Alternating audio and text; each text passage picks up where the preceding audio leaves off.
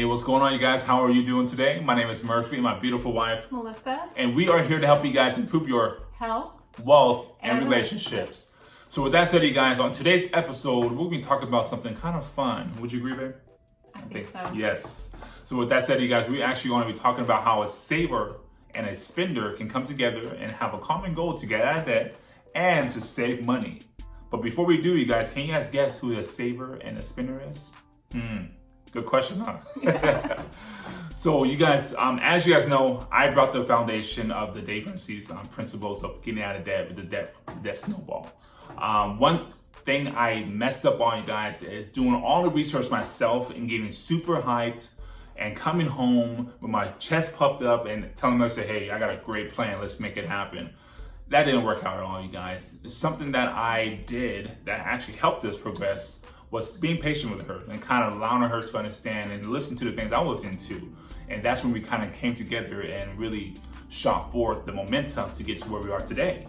But so yeah. Yeah, absolutely. Yeah. So our story began where our 5-year debt-free journey, the first year I was not really on board at all. I was just mostly like angry and like trying to fill it out and figure out like, what are we doing here? Like, you know, part of it, I was just in denial about how much debt we really had, and I didn't really want to face the enormous amount of student loan debt that I had some shame and some anger around all of that. So I think it took me about a good solid year of commuting in the car, listening to podcasts, and what really helped me was just like talking about the common goal. So basically the first thing would just be have a common goal to talk about with your partner of where do you see yourself, what is the bigger picture of this, you know, why are we doing this, and not even like do you see yourself being completely debt free, but like do you see yourself just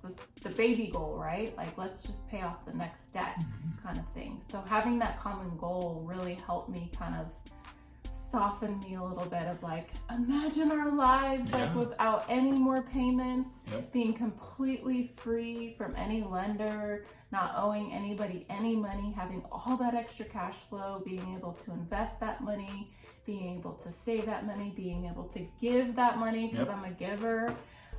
So that was like really exciting for me. So I think that helped get on board slowly but surely. It took a while, but so guys, the next one, this is a really key one, I think.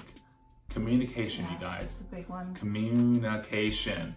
So you guys, communication is big because of this. Because how else are you guys going to get to a point to understand each other's needs and how one or the other want to have this goal of getting out of debt or whatever goal that is? You have to communicate about it. You have to have a constant communication efforts amongst both parties, of course, to make sure you guys have a common goal, as my wife said earlier, to get to where you guys want to be. But communication was huge for us, you guys, and I think that was one thing that I tried to display when I first found out about Dave Ramsey and his principles, to kind of communicate that and allowing her to understand that, hey, there's different researches online that, you know, X amount of people get out of debt if they stay together and they communicate effectively. They have a higher probability to get out of debt. And that's something I really wanted to harp on with you guys to make sure that you guys just communicate with each other, because it's really important to do so. We want to make sure that we're both doing this together, you guys, and not one or the other, because it's a whole lot harder and very rare at that a person who wants to get out of debt and a person who does not, and they're in a relationship, it's very rare that you see those two get out of debt. Very, very rare. So yeah, for sure.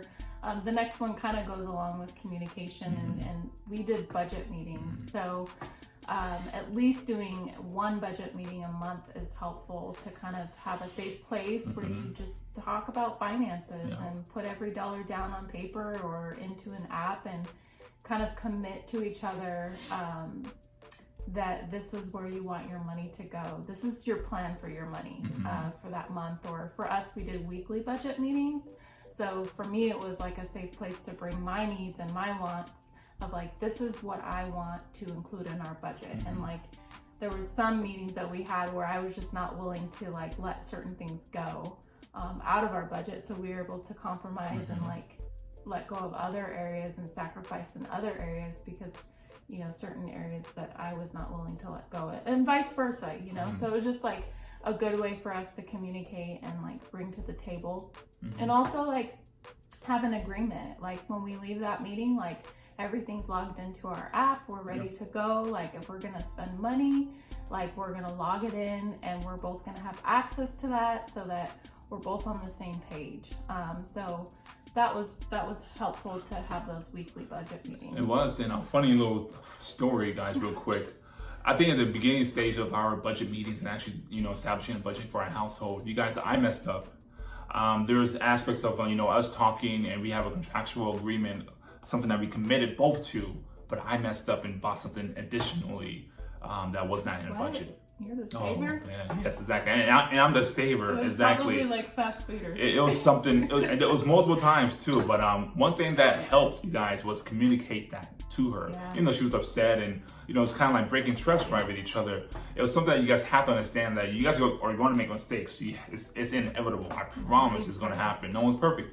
Took time. Took us about 3 to 4 months to get it on the same page and the same accord to get to a point of being comfortable with the budget and what the expenses were on that budget. So don't beat yourself up, you guys. Yes. And the last one, you guys, this is a really fun one. Favorite one. Yeah, favorite one for sure. Milestone Celebrations. Yes. So you guys, you know how hard you are working right now to get out of debt.